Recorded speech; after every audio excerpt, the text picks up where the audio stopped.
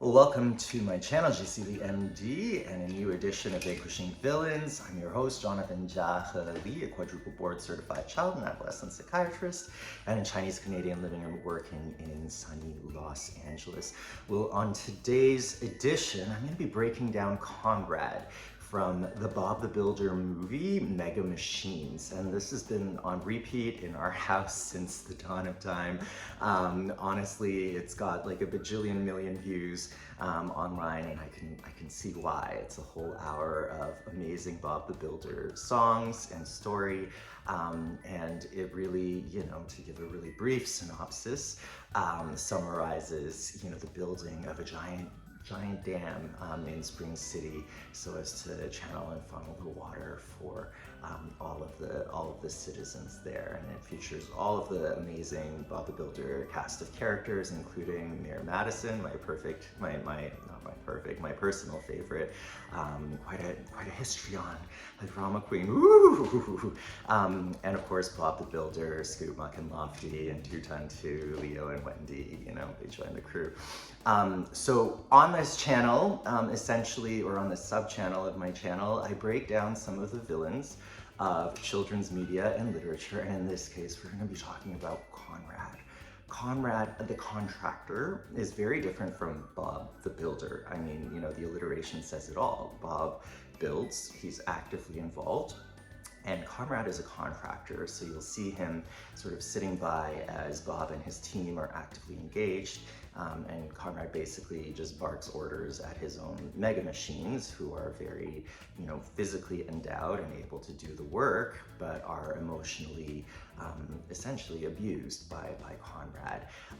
And one of the nefarious things about Conrad is that he, like most narcissistic, villains, and again, I'm not making an armchair diagnosis. I know I haven't sat down with Conrad to really delineate his personality, but the sort of traits of narcissism, and going beyond just the diagnostic category, are that sort of outward image that is projected, and the discrepancy between that and the inward soul or the value system. And you can see how he treats his workers, and speaks to them that he's not very kind. He's quite entitled, controlling, manipulative, and that kind of control and manipulation extends to his public image as well.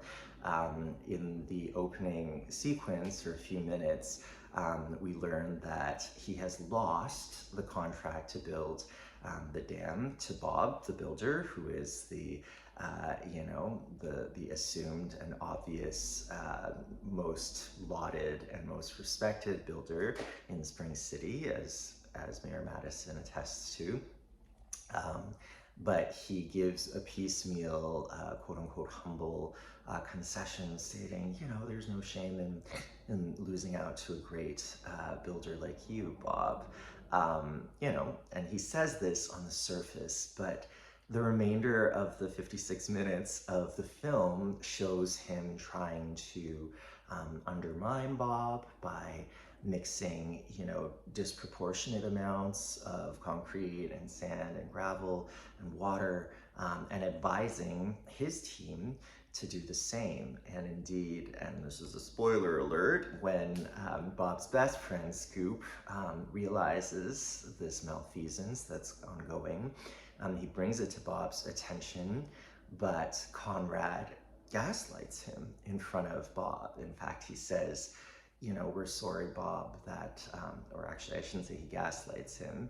He basically pins the responsibility or the irresponsibility on Scoop and says, we're sorry, Bob, but Ace and I just got to tell you that Scoop is the one who's been messing up, and he really needs to go. Poor Scoop, you didn't need to take that, did you?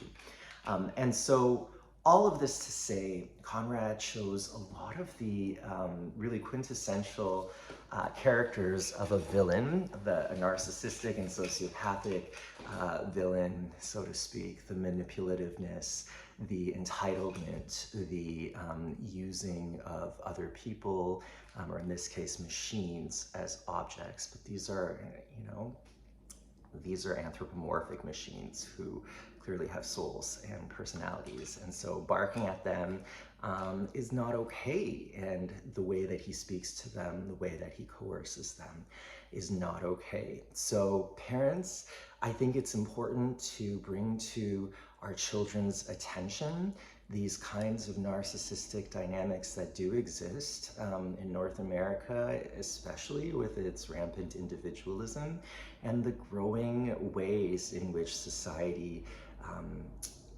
rewards or almost champions that braggadocio that comes with the narcissistic entitlement. Well, of course, I'm Conrad the Contractor, and every one of you will know it because I deserve the adulation and the glory without actually lifting a finger and, really getting in the mud and doing the work.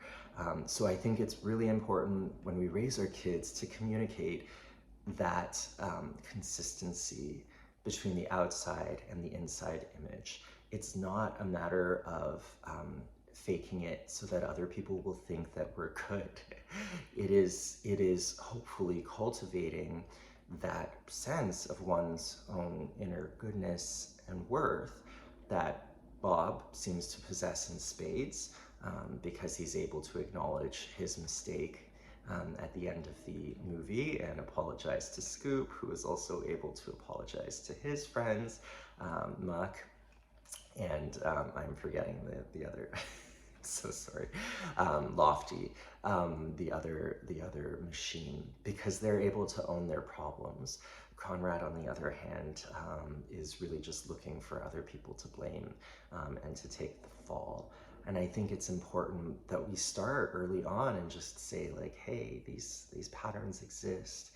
Unfortunately, we need to be careful, and we need to not only listen to what people say, but also observe how they behave and how they treat people, because, it's what comes from the inside that is displayed in our actions, not so much just what we put online or how we portray ourselves on Instagram or Facebook. But kids these days would probably be more on TikTok. Facebook is so passé, it's anachronistic, as I'm told by my Gen Zers. All of that to say, Bob the Builder, Mega Machines, out online in retail stores everywhere. And if any of your little tykes are interested in building machines, I totally support this movie and Bob the Builder. Just some good, clean fun, and often some awesome British accents as well alongside that. So until next time, happy parenting, and love yourselves and your children.